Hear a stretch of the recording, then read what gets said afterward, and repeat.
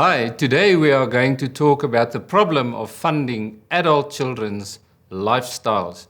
Now there's a couple of angles to this problem because we all know when a baby is born to parents, they just want the best for that little child. They want to provide the best schooling, they want to do everything, the best clothes, they even buy new cars for themselves so that the small child will be looked after very, very well. So it starts actually very early. But what happens is the parents provide for the children far more than what's actually necessary.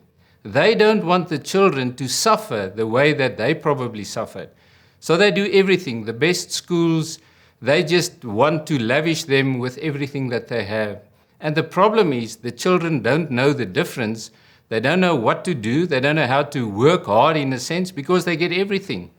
Even if there's problems at school, the parents are there to fight on their behalf. So what we see when they leave home, if they ever leave home, and this is another angle that probably needs more clarification, but when they leave home, they want to continue with the same lifestyle that they had while they were in the house with parents. Now they want to buy the house, and we know what happens. When they see the agent to look for a house, they always come up with something much more expensive, and the agent says that this actually fits their lifestyle. So they don't think about what they can afford, they think about what they want to have. So they buy the more expensive house, they want to have the car, they buy the car, they want the house to be fitted out. They don't think about the problem of something happening and then they're not able to pay for that. So what we see actually is that when they get into trouble, they then contact the parents and they ask them, listen, can you help us because we are really struggling? What happens is the parents probably is just in their retirement phase. They bought their last new car. They scale down to a smaller property, but that also costs a lot of money. So all the children sees is the fact that the parents are buying a new car, they're buying a new home, so they think their parents are loaded. I actually had a guy that said to their parents, they should afford this lifestyle of mine because they are loaded. Now, to me, that's very arrogant, but this is what happens. They think there's a lot of money because they see their parents buying these things in their retirement. But the parents actually saved for that. They budgeted for that. And that might be the last car while they bought, as children, they bought this expensive car, they bought the house in the estate, and they still actually building up. And now they're in trouble and they want the parents to help.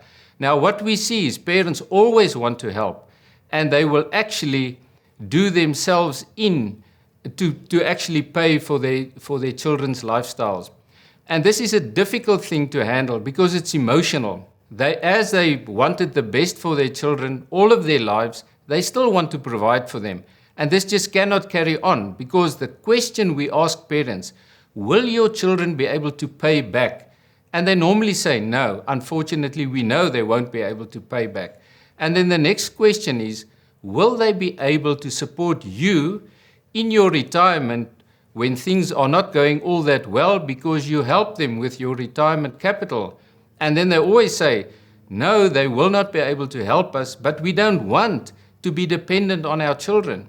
So this raises the problem where parents actually should be stern in the fact that they cannot support children. Yes, they can support them emotionally, they can support them on other grounds, but in terms of providing money, normally that's not catered for. And when we actually sit down with the parents and show them that they cannot do that, the emotion comes in and they really want to help children. So just for children as well, please don't put that pressure on your parents. They've done everything for you. They've helped you with schooling. They've helped you through university. So please let them enjoy their retirement years, which they worked for so hard.